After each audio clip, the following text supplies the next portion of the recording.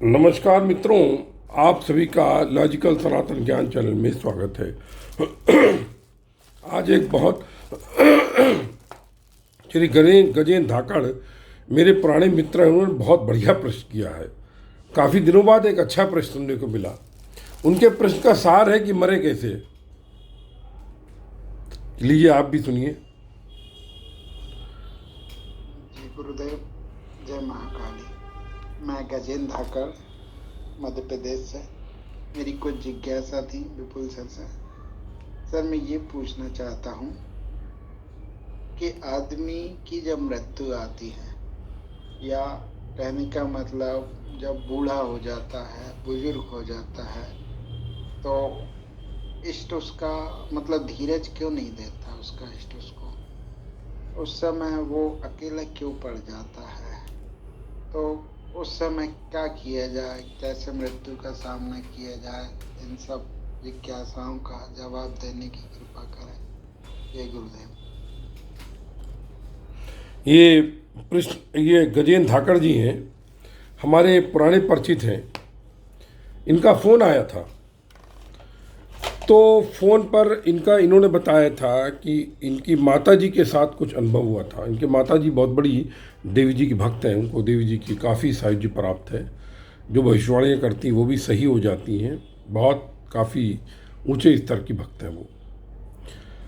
तो उनका जो इन्होंने स्वप्न बताया था तो उसमें यही जिस निकला था कि उनके साथ कुछ ऐसा हुआ था कि उन्होंने स्वप्न देखा, मतलब स्वप्न में ध्यान लगा के सोती हैं वो, कि उनको 4-5 काले लोगों ने मतलब पहने हुए लोगों ने घेर लिया है और वो उनके प्राणों को खींच रहे हैं। तो वो डर गई और देवी जी का नाम जपने लगी और वह चिल्लाने लगी। तो ये गजेंद्र धाकड़ उनके बगल में थे, वो जग गए। तो उनका गजेंद्र धाकड़ का फ़ोन आया था। तो मित्रों, एक बात मैं आपको इसका उत्तर देने के पहले बताना चाहता हूँ कि धरती पर जितने भी आध्यात्मिक पुरुष हैं जो मानवता की राह पर चल रहे हैं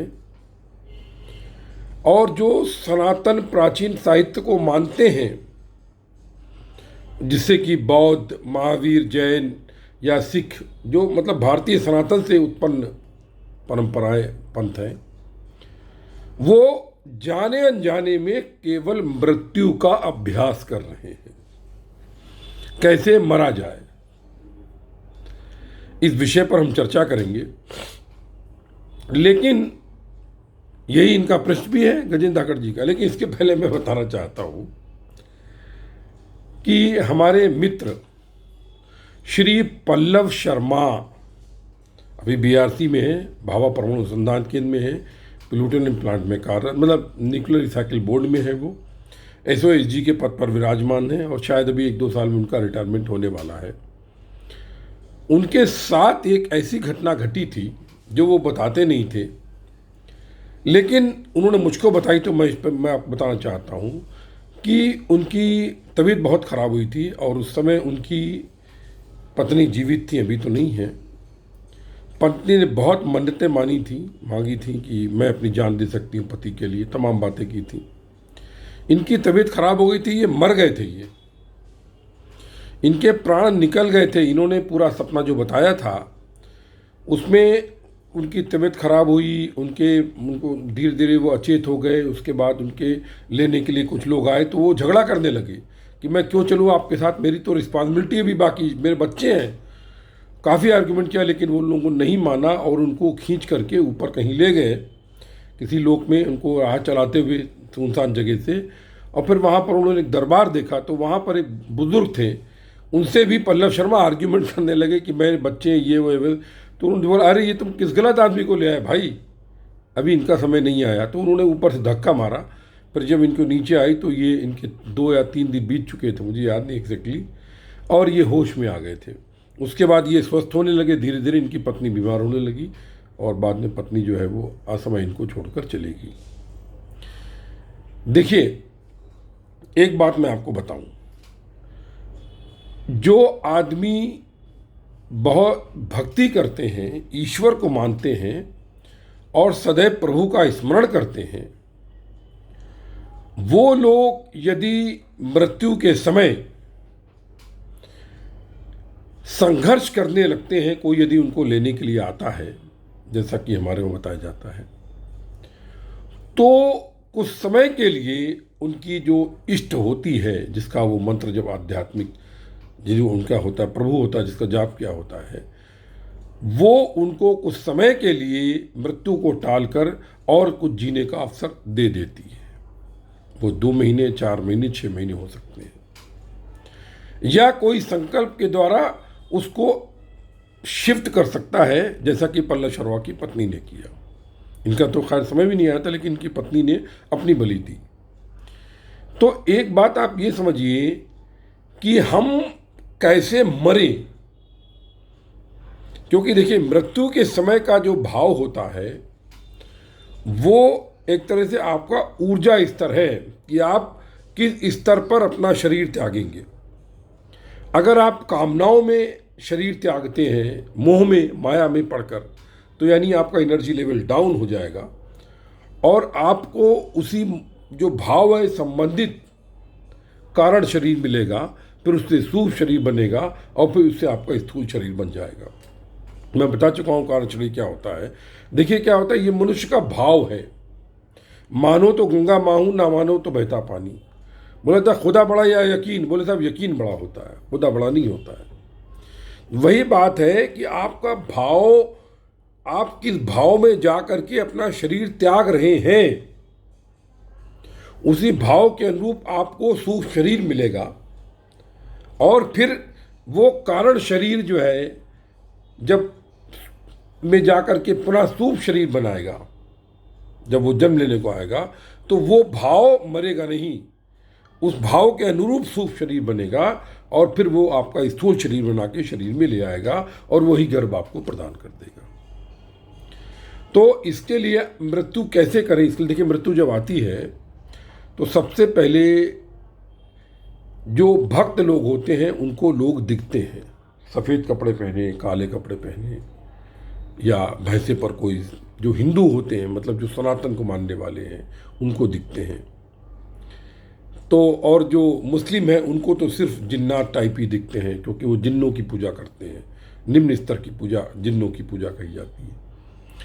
और जो ईसाइयत को मानने वाले हैं उनको कुछ और तरीके के देवदूत मिलते हैं, मतलब या कुछ भी होती, मतलब क्या, मतलब जैसा आपका भाव, आपने किस कहाँ जन्म लिया और शुरू से आपने किसकी आराधना करी, उसी परंपरा का रूप आपको मृत्यु के समय दिखाई देता है।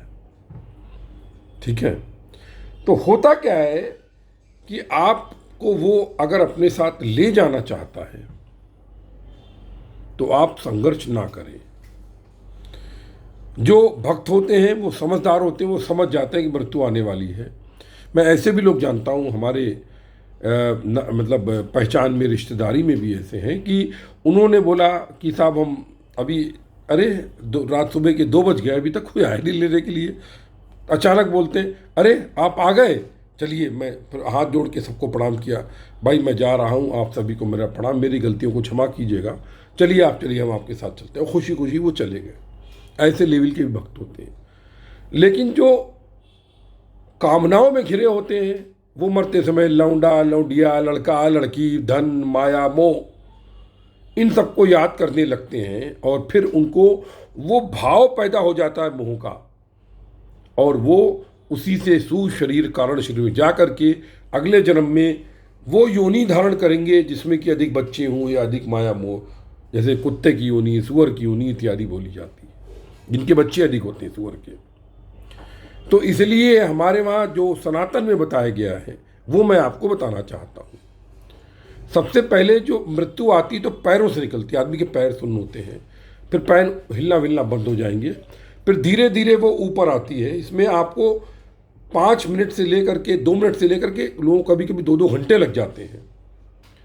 सुन्न हुआ शरीर, फिर वो आपके ऊपर आएगा, फिर सीना शून्य होगा, फिर ये सब, फिर धीरे धीरे शरीर भी आपका सब शून्य होगा। आप आँखों से देख सकेंगे, समझ सकेंगे, लेकिन कुछ कर नहीं सकेंगे, वो अवस्था आती है।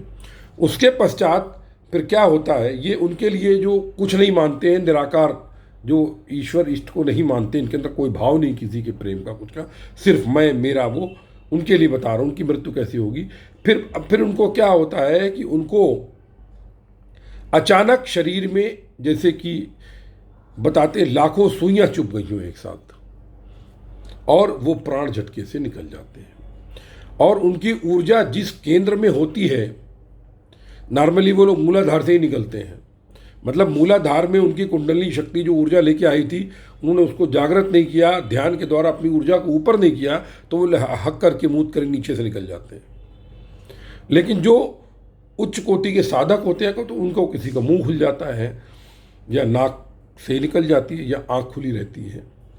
और जो सिद्ध पुरुष होते हैं उनके सर पर यहाँ हल्का सा एक छिद्र बन जाता है, उससे उनकी आत्मा निकलती है। हल्का सा रक्त दिखाई देगा सर पर, यहाँ पर जो आपका सहस्त्रार तो पीछे है, मतलब ये जो तालु का जो केंद्र है आपका यहाँ पर। तो इससे, लेकिन जो सात्विक होते हैं वो मृत्यु का स्वागत करते हैं।